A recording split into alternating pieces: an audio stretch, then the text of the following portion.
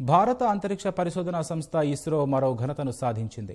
ఏరియానా space rocket ద్వారా French గయానాలోని కౌరు launch complex నుంచి కమ్యూనికేషన్ల ఉపగ్రహం జీశాట్ 31ని విజయవంతంగా నింగిలోకి పంపింది.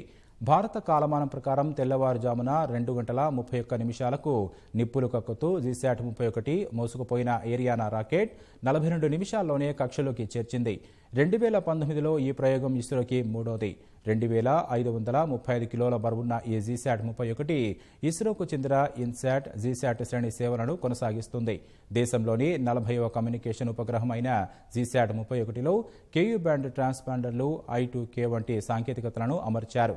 15 ఏళ్ల పాటు భారత ప్రధాన భూభాగంతో పాటు ద్వీపాలకు కూడా జీశాట్ కమ్యూనికేషన్ సేవలు అందించనుంది.